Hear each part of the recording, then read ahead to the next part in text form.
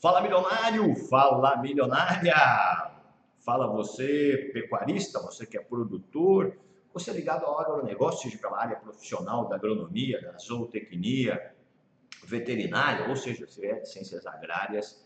Se você tem alguma ligação com o agronegócio, seja muito bem-vindo ao nosso canal do YouTube do Eu na Bolsa com você. Aqui o nosso propósito é levar a você, entregar a você aqui conteúdo que vai fazendo sentido, que vai te direcionando a entender a eficiência de se utilizar a proteção de preço através do instrumento do contrato futuro pela B3. Né? A gente tem trazido uma série de conteúdos aí de relevância, conteúdos de importância que geram essa conexão de entendimento para que você vá expandindo aí a tua evolução, tá? No último vídeo relacionado a essa transformação de como que era, né, o perfil do investidor lá de trás, do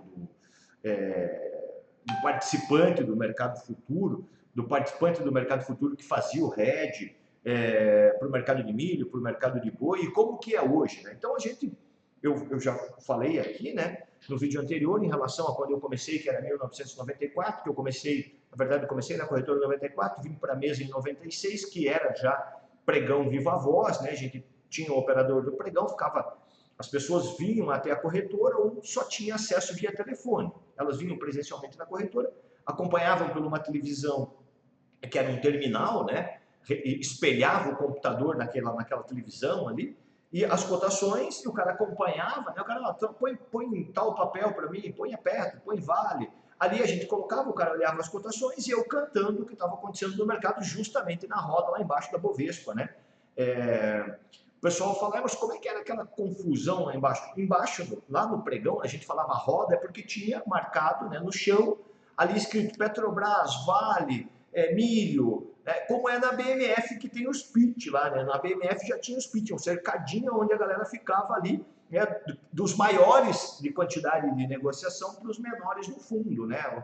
A galera menor de volume ficava bem para trás e os maiores ficavam mais embaixo no pitch, né, para dar volume, para dar liquidez para quem estava lá, para olhar para quem estava lá para cima, né, no pitch. E na bolsa, na Bovespa, era aquele empurra mesmo, você tinha que chegar no cara, o operador tinha que chegar no cara, dar o fechado. Por que não dava erro? Porque na bolsa, lá embaixo, tanto no pregão da BMF quanto da Bovespa, esse é um ponto interessante para você poder entender. Sempre quem preenchia a boleta, tem um comprador e um vendedor, né? Sempre quem preenchia a boleta era o vendedor. Entregava para o auxiliar do pregão ia para o comprador dava um visto, o auxiliar jogava a boleta, né? Jogava a boleta para o diretor do pregão registrar, para o pessoal consolidar o negócio. Então você veja que era um processo demorado para fazer um negócio, né? O cara gritar, dar o fechado, preencher a boleta. A boleta é como se fosse um cartão de loteria, já com os números, com os principais papéis ali, né? E o auxiliar de pregão e o diretor do pregão, quem registrava, tinha que ser bom de leitura para entender os garranchos dos caras, né? Porque era quando não tinha, né, marcado os papéis mais líquidos, né? Então, é por isso que funcionava. Então, sempre quem preenchia a boleta era quem vendia. Né? Porque sempre para fazer um negócio tem que ter o comprador e o vendedor, né? Então, o cara que estava na ponta de venda, vendendo, né? Vendia para você, fazia a boleta, vendia, entregava para o auxiliar também ajudava. Enfim, isso é uma condição de que as pessoas que trabalhavam operando, né? Ou seja, quem se tornava cliente para fazer hedge de posição de milho, posição de boi, já tinha, né, esse entendimento sobre essa ótica de que era muito mais distante, né, a informação. Nós tínhamos e continuamos tendo, né, como profissional desse mercado, um peso e importância muito grande, porque a gente vai atrás, né, de filtrar esse comportamento através de informações do mercado nacional, mercado internacional, compilando todos esses dados e entregando para o cliente, né, o que a gente fazia antigamente. Hoje em dia você tem os sites de notícias. A gente filtrava essas notícias, compilava e entregava para os nossos clientes, né? Então, ou seja, aí era a parte da assessoria. E aí vinha culminar com uma condição do mercado físico, por exemplo, olha, projeção de dados de uma safra maior, projeção de dados de um plantel maior, isso pode pressionar a cotação, tem esses fatores que ajudam para essa direção. O pecuarista ou o produtor do mercado físico, né, entendendo essa condição, entrava também, né, na aceitação de vender preço em bolsa. Isso sempre ficou muito Isso sempre ficou muito usual, né? Foi sempre muito aplicado desta forma.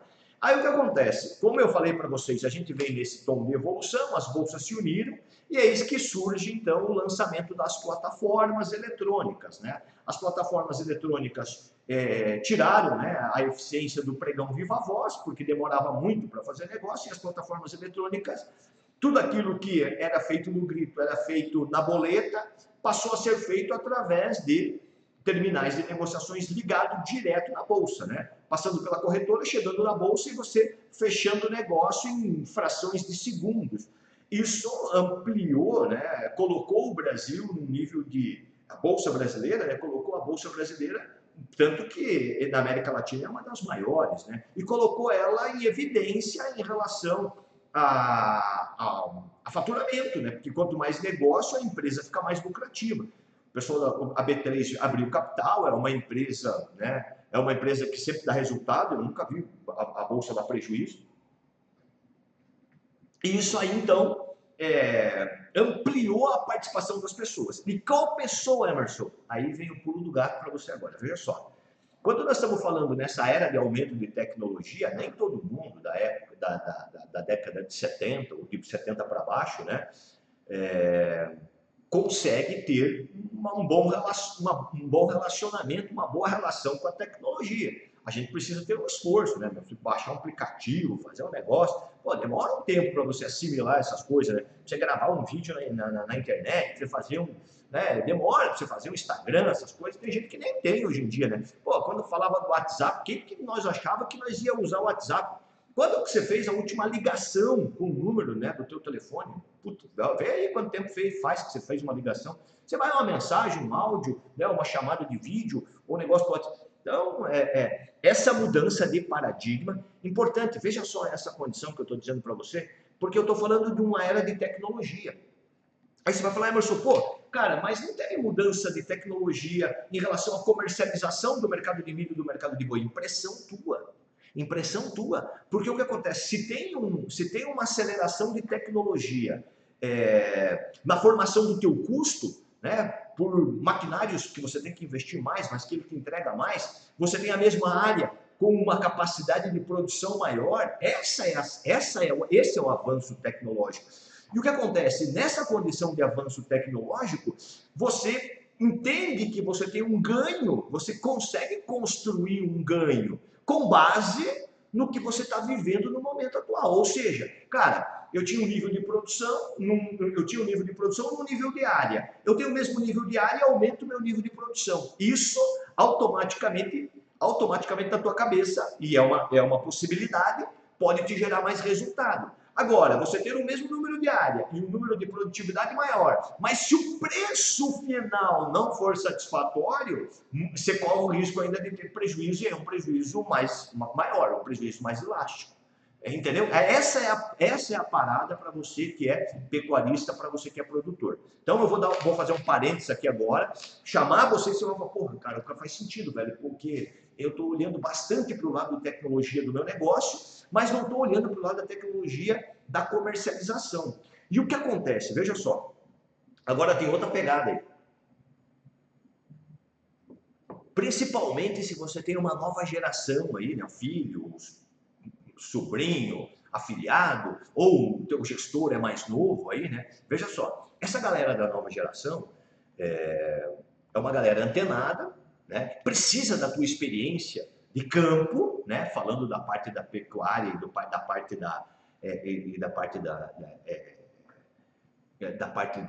do grão, né? Tanto no plantio do milho quanto da soja e tal. Essa rapaziada mais nova precisa da experiência, né, da galera mais antiga, de como que é a lida no campo, de como que é no trator, de como que é no maquinário, né? O cara mais antigo tem experiência, né? Tanto que se você tem aí na tua fazenda e aí é um grande professor, né, o teu pai, né, alguém que já tem história, né, de anos aí na lida, o cara só de bater o olho, o cara já sabe o que pode acontecer. Então, essa experiência ninguém tira. E essa experiência que eu tenho no mercado de 30 anos é quando eu bato o olho no gráfico, quando eu ouço, né, uma conversa de um produtor ou de um pecuarista, eu já tenho, vou buscar na minha caixa de memória e falo, cara, esse comportamento é passível, esse tipo de comentário é passível desse comportamento por causa desse cenário, porque eu sou economista, eu tenho número, eu tenho a idealização da estrutura econômica por ter estudado. Né? Você não tem nem essa obrigação de entender desses números. Você não é economista, você é ligado à agricultura. Então, essa troca de sabedoria, essa troca de experiência fortalece a nossa relação. Por isso que eu falo que eu sou o elo de união entre o agronegócio e a B3, né? Porque a gente está junto nessa pegada aí. Então, aqui a rapaziada mais nova chega, olha para a questão da tecnologia, aceita a tecnologia, ponto. Ponto. Vamos parar aí, beleza? Aceita a questão da tecnologia. Aí vem, né, a questão de como essa rapaziada mais nova tá nessa era da tecnologia e a tecnologia é tudo muito mais rápido, a construção de resultado na cabeça desses caras é buscar um caminho que seja mais rápido. E aí o cara sabe que para ele ir para a lida, para ele ir para o campo, ele vai ter que fazer uma carreira que vai demorar mais tempo, porque ele está falando com um cara que tem 10, 15, 20 anos de lida, o cara vai falar, puxa vida, cara, eu só vou alcançar esta sabedoria, eu só vou alcançar esta condição depois desse tempo, e o cara meio que se conflita com essa condição, a rapaziada mais nova, né? E aí ele já vai buscar, ele continua focado no segmento do agronegócio, mas ele busca um viés de diversificação, ele busca ampliar por uma outra oportunidade. Aí começa, né? Eu não vou dizer para você porque é 100% da nova geração que faz isso, mas uma boa parcela que tem sucesso e que é um perfil que trabalha no mercado, operando, é essa rapaziada aí. Então, aí esse cara percebe essa condição e aí, claro, ele vai buscar conhecimento. Quando ele vai buscar conhecimento, um conhecimento, né, que ele vai buscar, ele até procura no agro, mas não encontra em relação a operar bolsa e tal, essas coisas, porque não tem mesmo, é escasso, né? É escasso, porque vou te falar o porquê. Aí você estou entendendo o que você está falando, você está falando de uma nova geração que chega no mercado, você falou lá atrás da transformação da bolsa, que era 2 bolsas, você falou da parada lá que os caras gritavam, agora eu entendi por que não dava confusão, que só quem vendia fazia a boleta, passava lá, pô, estou entendendo essa parada aí, Emerson, tá legal. Aí você está dizendo para mim, então, que tem essa nova geração, os caras aí procuraram a condição do agro, mas não encontram. Por que não encontram, Emerson? Então vamos lá. Quando teve essa fusão, das bolsas, né? Foi oferecido para as corretoras que eram membros da bolsa, né? Porque antigamente você tinha que ter uma autorização, você tinha que ter uma carta patente, você tinha que ter o direito de operar Bovespa e operar BMF, você tinha que comprar um título, né? Um título patrimonial, igual um título de clube, para você ter um operador no pregão de Bovespa e você ter um operador no pregão de BMF. Algumas corretoras tinham os 2 títulos, outras corretoras tinham uma característica só mais agro, só mais de mercado futuro, e não queria operar Bovespa. A outra só ficava na Bovespa e falava, cara, nós somos aqui da Faria Lima, nós não vamos querer operar BMF agro, nós não vamos querer fazer isso aí. E isso continuou. Quando fez a fusão, né, quando a bolsa fez a fusão, ela falou, olha, o negócio é o seguinte, esses títulos patrimoniais vão ser convertidos em ações, essas ações vão ter um valor no mercado, se você quiser, você vende essas ações, põe o dinheiro no bolso e vai passar a ter o direito, você vai passar a ter o direito de explorar dentro vai estar uma bolsa só, você vai poder atuar com operações de Bovespa e de BMF, falando de corretora, tá? Estou falando de corretora. Você ainda entendendo, falando, pô, Emerson, eu estou fora de corretora, eu não opero com corretora, não opero bolsa ainda, porque eu estou aprendendo agora, estou chegando agora. Fala, pô, Emerson, eu sou das antigas, sei isso que você está falando, tá? Então, eu estou fazendo essa conexão, tanto para você que não sabe nada a respeito disso, para quem já faz a utilização desse tipo de entendimento, de conhecimento, beleza? Mas estou trazendo para você toda a estruturação. Claro que não de uma maneira aprofundada, né, bem detalhada, mas estou trazendo toda a história que está na minha cabeça aqui, tá beleza? Aí, então, quando a gente teve quando a gente tem essa fusão, né, da BMF, que era Bovespa, BMF, depois virou BMF Bovespa e depois B3, quando ela abre o capital, ela dá as ações, né, na proporção dos títulos, valor patrimonial das corretoras, enfim, dá um número de ações, né? E aí também tinha lá embaixo o operador especial, né? Que a galera chamava de scalper, tinha os operadores especial que também receberam ações da época, não era ações da B3, era acho que da BVMF, era o código da ação, e o cara podia vender se quisesse, né? Ou podia ficar com as ações em carteira e receber dividendo, né? E aí cada um optou em fazer o que quis, né, com relação às ações. Enfim, nessa situação, a cabeça da galera, de novo, a cabeça dos caras mais antigos de bolsa começaram, né, começaram a perceber que o negócio ia entrar na era digital. Os caras falaram assim, ó, cara, aqui para você fazer um home broker, você precisa injetar dinheiro no sistema de tecnologia, de informação, aí algumas corretoras falaram, ih, cara, eu não vou, para alguns caras mais conservadores falaram, eu não vou pôr meu dinheiro, não vou vender minhas ações, pôr meu dinheiro nesse negócio, aqui no Brasil não vai funcionar, porque brasileiro não tem nem dinheiro para investir, e os caras não imaginavam que não precisava de dinheiro para investir, por quê? De grande quantidade de dinheiro para investir, porque aí veio a sacada, mercado com um número de corretoras um pouco restrito ainda, né? Veio um pouco restrito ali o número de corretoras, porque ainda algumas, como acabou o grito, né? Acabou o grito, não tinha mais o grito. Você tinha que acessar por uma plataforma corretora, e as corretoras que não tinham essa plataforma começaram a ficar expostas a serem compradas. Eis que, e as que estavam chegando, né? As que estavam chegando, a XP é uma delas que estava chegando, né? E o cara daí o cara da XP conseguiu comprar um título de uma DTVM que pegou bem essa parada e o negócio cresceu, né? O Guilherme Bittencourt conta no livro dele, né? A gente passou por esse processo à distância, mas sabia desse processo aí, né? E aí o cara vai crescendo, a XP vai, né, tomando conta e veio com essa sacada. Essa foi a sacada de mestre desse Bittencourt, cara. O cara chegou e falou assim, desbancarize. O cara não falou mal do sistema bancário, mas o cara falou, cara, tira um pouco lá do banco e venha para a corretora, né? Tira lá do banco e venha para a corretora. E os bancos mais espertos, que foi o Itaú no caso, né, perguntou, puta, esse piá vai colocar nós no bolso. E aí, porra, a XP virou o que virou, os caras da XP, aí comprar o livro do Bittencourt, eu nem estou, né, fazendo propaganda aqui, mas é interessante a história, né? A gente que viveu essa história, quando lê, se identifica.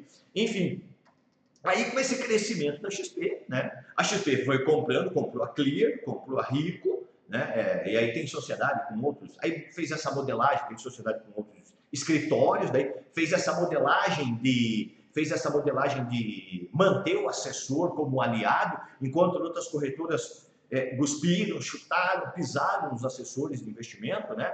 Porque nós estávamos fora da tecnologia. O cara falava, Emerson, grava um vídeo no YouTube aí pra você falar de mídia. Eu falava, bicho, eu não vou gravar vídeo, eu não sei fazer isso, cara. Emerson, vai lá no Instagram, nem tinha Instagram, né? Mas eu falei, eu sei pegar no telefone aqui, falar com o operador. Eu falei, mas qual operador que você vai falar se não tem mais? Eu gosto o meu negócio é lidar com o cliente, ficar na mesa aqui, fazer lote, operar e tal. Acabou isso aí, cara, mudou a parada. Eu falei, meu pai do céu. E aí, claro que, né, nessa mudança a gente sai de cena, né? Não tem condições de ficar no mercado, né? A gente sai de cena. E aí vai, né? Mas a gente sai do mercado, mas o mercado não sai da gente, né? Aí vai para o lado educacional. Eu falei, cara, tem um espaço para o lado educacional, né? Talvez a assessoria tomou um outro rumo, né? Por quê? Qual foi o rumo que tomou da assessoria? Por que eu estou falando isso para você? A assessoria tomou um outro rumo, com essa condição de desbancarize, né? A rapaziada mais nova chega lá para observar, né, o mercado financeiro como era, e começou essa era dos caras falar, cara, dá para você comprar. Aí tem a parada do Bitcoins, que eu nem vou falar disso, né? Lá das criptomoedas, nem vou entrar nesse assunto. Aí você vê essa galera aí entendendo, né? Comprando e vendendo, entendendo o que é a dinâmica de compra, o que é a dinâmica de venda na bolsa, né? Porque aí a parte do marketing falou, olha, existe uma profissão, não é uma profissão. Isso aí pode ter, pela parte do marketing, ser entendido ou ser introduzido como profissão. Tem uma profissão chamada day trade. Não é. Day trade é uma operação que um profissional do mercado financeiro escolhe fazer e assumir o risco de comprar ou vender um ativo, aonde ele vai negociar aquele ativo no início, no meio, em qualquer parte do dia, mas ele vai comprar ou vender, ou vai vender e comprar e vai apurar uma diferença. Pode ser positiva ou negativa, em qualquer ativo que tenha liquidez, e no final do dia ele vai passar sem posição. Ou vai apurar resultado positivo ou vai apurar resultado negativo. Isso é day trade, compra e venda, a mesma quantidade do mesmo ativo em preços diferentes, tá? Então, por isso que você pode comprar a 10 e vender a 20, você pode comprar a 10 e vender a 5. É a mesma quantidade em preços diferentes. Então, aí criou-se essa condição e chamou a atenção da rapaziada mais nova. Ao chamar a atenção da rapaziada mais nova, né, o mercado começa a se expandir e aí essa rapaziada mais nova começa a procurar o mercado de milho. O mercado de milho e o mercado de boi. A gente sentiu essa procura. Muita gente que não tinha nada a ver com nada, nem sabia nada de mercado de milho, a gente sentiu essa procura. E eu sempre falei para essa rapaziada, eu falei, olha, esse mercado aqui é um mercado que ele tem os ciclos, ele tem as fases, né? Ele tem primeira safra, ele tem segunda safra. E aí o nosso educacional dá um salto muito grande, uma pela qualidade, né, que a gente entrega, e também pela qualidade, transformação, e pela resiliência da galera que opera até hoje. Mas vou falar para você, Emerson, da rapaziada lá que especulava em ações, que especulava, daí as corretoras, em relação a essa condição, para dinamizar, né, para otimizar o nível operacional, vieram explorar, eu falo que é uma exploração, né, vieram explorar a negociação, mas aí cabe para os caras, porque é uma estratégia de negócio, vieram explorar a negociação, falando assim, olha, você pode comprar e vender, vender e comprar, comprar e vender, vender e comprar um ativo financeiro chamado mini índice, que nem tinha, que é o índice da bolsa, é o Ibovespa. Existe uma cesta de ações para esse Ibovespa, existe um índice que espelha essa cesta de ações. Se essa cesta de ações cai ou sobe, esse índice futuro, que está espelhando essa condição, você vê que tem futuro, né? Então, esse índice futuro acelera ou desacelera, aumenta o número de pontos ou diminui o número de pontos com relação ao que está acontecendo nessa cesta de ações, e isso aqui é contabilizado em pontos para que vire dinheiro, né? Compra 100 pontos, vende a 200 pontos, é basicamente essa condição. Isso é uma dinâmica que ficou muito entendida pela rapaziada mais nova, foi para uma galera um pouco mais das antigas, que já sabia disso, dessa dinâmica de compra e venda. Enfim, essa é a característica da rapaziada que chegou a operar, para operar mercado de milho, muito mais na preocupação em pegar oscilação de preço mais dinâmica. Mercado, vai cair, vai, então vamos vender. O cara nem sabia o que estava vendendo. O mercado caía, ele comprava, saía fora. Agora vai subir, vamos comprar? Vamos. Ele comprava, o mercado subia, ou ele comprava, o mercado caía. Começou a fazer essa dinâmica de entendimento. Por quê? Chamou a atenção dessa rapaziada mais nova e tal, e aí vem um ponto bastante interessante. Porque, querendo ou não, aí você vai entender por que eu mostro muito, né, nos vídeos diários do canal do YouTube do Na Bolsa com você a parte técnica. Porque essa rapaziada vem com base no comportamento técnico do preço. O preço está caindo porque existe uma metodologia, né? Existe uma teoria, né? Existe toda uma aplicação educacional, né? Para que você possa estudar sobre análise técnica, sobre padrão de comportamento de preço, padrão de candle, rastreadores, osciladores, indicadores. Existe, uma infinidade, tem livros e livros, uma infinidade, né, de interpretações que, a partir dos preços, que você pode, né, se especializar, se aprofundar, e a partir de então, né, tomar a decisão se você vai comprar ou vender preço, né? Então, muitas pessoas entraram nessa vibe, né? Entraram nessa participação e aí vieram para o mercado de milho. E por que vieram para o mercado de milho? Porque lá no mini índice, no mini dólar, veja só,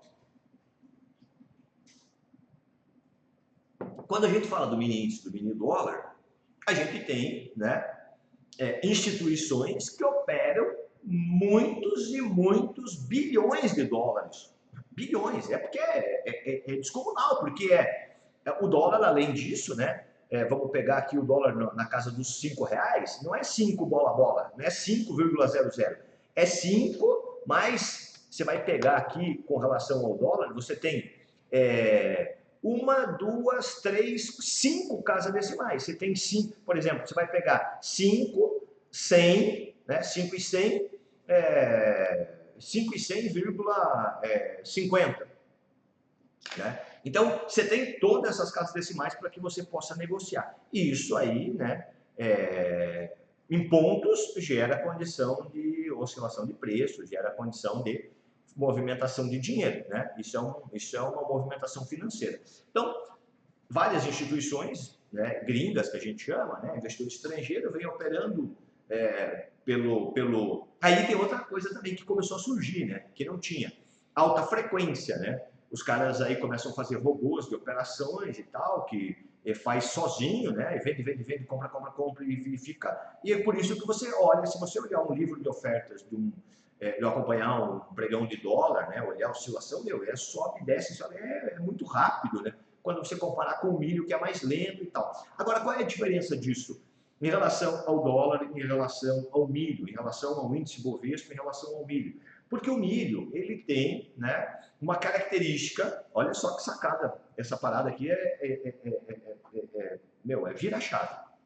Veja só, quando a gente fala de outros ativos que não sejam, né, reflexo de algo que é palpável, né, que é uma commodity que você tem lá, que milho é milho no Brasil, é milho na China, é milho na Índia, é milho nos Estados Unidos, milho é milho, soja é soja. Né? Isso define como commodity de forma básica. Né? Eles têm preço em relação às suas regiões. Então, quando você olha para o mercado de aonde tem um reflexo de um produto fisicamente, né, em relação à oferta, em relação à demanda, né, em relação à característica daquele produto, ele reflete aquele preço do mercado físico lá para o preço do mercado futuro. Né? Porém, o que acontece? O mercado de commodities, ele acaba, não em todas as vezes, mas numa boa parte do seu comportamento, ele acaba trabalhando com tendência de preço. Ou o preço faz movimentação de alta, ou faz movimentação de baixa, por um período, né, pelo período onde pode gerar um grande nível de resultado.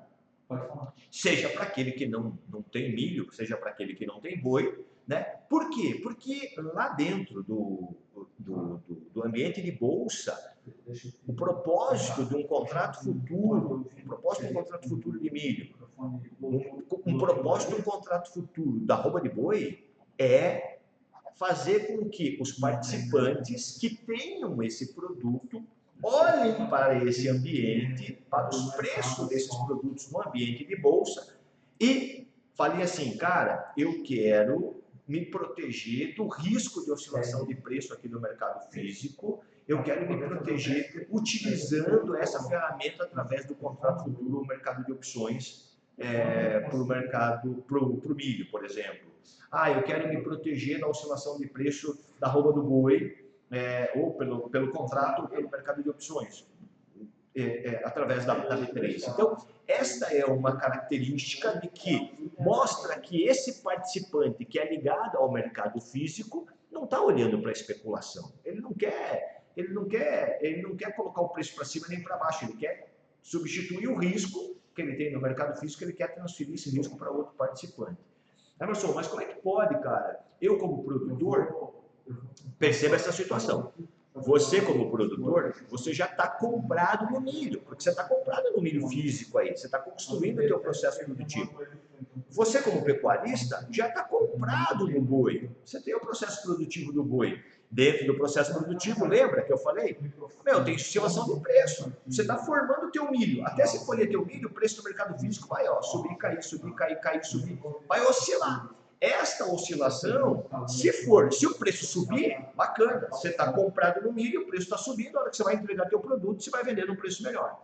Mas muitas vezes pode acontecer, que é o que a gente está vendo agora, meados de começo de maio de 2023, não sei que momento você vai estar assistindo esse vídeo aqui, mas a gente está vendo tanto o mercado de milho saiu de 90 pau para casa de 65, 60 reais, 62. Falando de milho, estrutura de preço de 90 para 60, é 30 reais. É uma queda, descomunal, é porrada. O boi era 340, isso faz tempo que o boi era 340. Perdeu 300 e veio para 260. Mais 40 reais. Então, se você é produtor de milho ou da arroba do boi e não olha para essa característica do contrato futuro, você está para trás. Agora, e quem olha, Emerson? Quem olha é a pessoa da mais antiga, a galera um pouco mais antiga, que já operava. Agora, a galera que era da mais antiga e que não opera e que fica com esse padrão de rejeição, que bolsa é isso, que bolsa é difícil, bolsa é aquilo, aí aonde que é quebrado esse padrão de rejeição?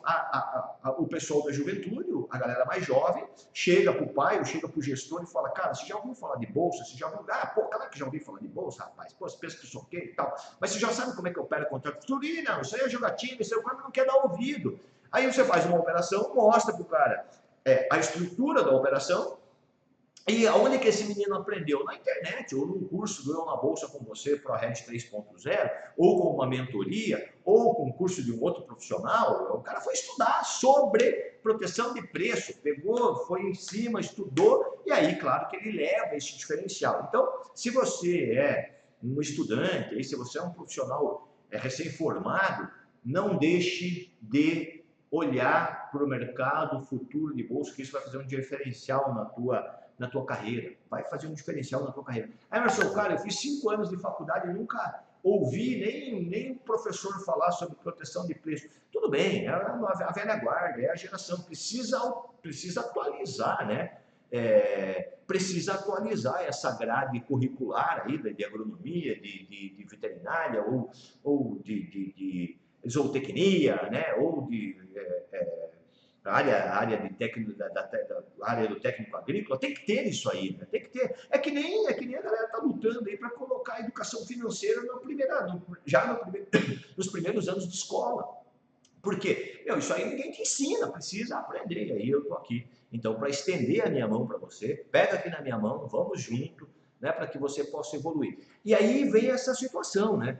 Principalmente para você que sempre ouviu falar mal de bolsa e agora está aqui me dando o privilégio de trocar essa ideia com você, né? E eu te convido, então, para que você deixe esse paradigma para trás e venha atuar aí na busca de conhecimento, né? Para você fazer as operações de proteção. Então, você entendeu que a mudança aconteceu, né? Contei para você toda essa transformação das antigas lá do Grito, hoje tudo de forma automatizada através das plataformas. Te falei quais são as corretoras que ampliaram o nível de plataforma e aí as corretoras que focaram no mercado, por exemplo, no mercado agro. A gente tem corretoras parceiras que são focadas no mercado agro e por isso que a Brasil Trade Agro, que é o nosso segundo business da assessoria, pela uma demanda, né, do mercado agro, né, atende, né, junto com a nossa corretora parceira, atende você que é produtor, você que é pecuarista de uma forma exímia. Por quê? Porque entrega tudo que você precisa em relação ao mercado agro. Nessa percepção, potencializa o teu nível de segurança. Emerson, mas aonde que eu vou buscar mais segurança se você falou que na bolsa tem especulação, tem risco? Depende da ótica que você vai olhar. Se você não tem ligação no mercado físico, se você não tem ligação a um determinado produto, boi ou milho, e vai vir para a bolsa, você está vindo especular. Mas se você tem milho, ou tem boi, ou tem soja, ou tem café, ou tem etanol, você não está especulando, você está protegendo esse preço. Imagina, por exemplo, aí você pode falar, eu estou diversificando. Imagina que você é produtor, né, produtor de milho, de soja, de café, produtor de grãos, enfim, e aí quer abrir um outro segmento profissional, quer ir para um outro caminho, vai ter que pôr dinheiro para investir. Aí você fala assim, não, estou investindo, não, você está correndo risco. Você está correndo risco. Você está especulando se aquilo vai dar certo. Ah, isso é diferente. Não, não é diferente. O teu nível de entendimento que gera diferença. Por quê? Aquilo lá, um empreendimento, vai demorar 6 meses, 1 ano. Então a dor de você de repente entender que vai perder, vai ficar diluída, porque você só vai descobrir isso quando o cara falar, cara, quebramos, nós colocamos 100 mil cada um e agora quebramos, não tem mais dinheiro, mas vamos pagando imposto, vamos pagando funcionário, e acabou quebrando. E o risco? Você não viu o risco. Por quê? Porque não tem oscilação diária. Na bolsa os caras te chacoalham todo dia. Fala, cara, você está sabendo da estratégia? E te dá a oportunidade de você ganhar ou perder. E aí, claro, que vem a parte emocional que ninguém foi preparado, né? E aqui a gente se esforça para abrir a nossa mentalidade de aceitação da perda, quando se trata de especulação. Um especulador só sobrevive na bolsa a partir do momento de 3 pilares. Que ele tenha conhecimento, aceitação e tenha dinheiro, né? O dinheiro está dentro da disciplina, né? Então, conhecimento, aceitação e disciplina. Dinheiro ele precisa ter, né? Porque ele está entrando num sistema financeiro, né? Não é um sistema de mão de obra. Você não precisa, não é. O teu trabalho é intelectual, né? O teu trabalho é mental, mas você precisa ter dinheiro para fazer o aporte, para correr o risco, porque do outro lado, né? para participar da Bolsa, você já entenda que o mercado faz com que o dinheiro circule, né? E aí, claro que você já tem aí conteúdos que a gente tem impactado você, né, falando do processo de proteção de preço. E aí, para reforçar isso para você, né, eu vou aqui, dia 22 agora, não sei se você vai estar assistindo isso aqui antes do dia 22 de maio de 2023, 22, 24 e 25 de maio, né? Eu na Bolsa com você para a Red 3.0, um momento em que você vai ter mais um conteúdo focado em relação a entender de uma vez por todas e ter a oportunidade de participar, de perguntar, né, de quebrar todas as suas dúvidas, matar todas as suas dúvidas, falar, cara, pô, Emerson, cara, você é um cara muito direto naquilo que você traz e tal, isso me dá segurança, mas amplie o nível de segurança e venha para a atuação. Eu já falei para você, ó, minha mão está estendida para que a gente possa evoluir juntos aí, tá beleza? Então espero ter colocado você aí num nível de entendimento, né, sobre o que passou, né, como que era a negociação, como que está hoje, né, e essa dinâmica está mostrando que cada vez mais o número de pessoas está aumentando a procura pela Bolsa, né? A gente tem uma participação muito grande de pessoa física, tem uma parcela muito grande que aumentou de investidor estrangeiro operando no mercado agro no Brasil, que não tinha, e investidor institucional, né? Institucional local e investidor estrangeiro também atuando aí. Tá? Então, isso mostra, né, a relevância e a importância de você como pecuarista, de você como produtor, né, tá olhando para o mercado futuro, aí, tanto de milho, quanto de boi, quanto de café, quanto de etanol, quanto de soja, né? Aonde você precisa entender sobre proteção. Para quem é especulador, né, o cara não precisa entender do mercado físico, ele precisa entender da direção de preço. E a gente tem que respeitar isso, porque querendo ou não, eles proporcionam a liquidez, né? Esses caras assumem o risco, né, de repente comprar no preço mais alto da história, porque está todo mundo comprando, todo mundo falando que vai, tecnicamente está dizendo que vai subir, né? Ou vender no preço mais baixo da história, porque está todo mundo falando que vai cair, o preço está mostrando tecnicamente que vai cair, o cara tem que assumir o risco se ele quiser ganhar dinheiro, e se ele tiver certo, o mercado vai cair, e assim a humanidade continua, né? Quando a gente trata aí de interesse dos participantes com liberdade, com regra, com parâmetro, atuando dentro da B3. Beleza? Obrigado da tua audiência, deixa teu comentário aqui, deixa teu like. Caso ainda não tenha feito a inscrição, se inscreva no canal do YouTube do Eu na Bolsa com você. Muito obrigado. Eu na Bolsa com você, juntos investindo cada vez melhor.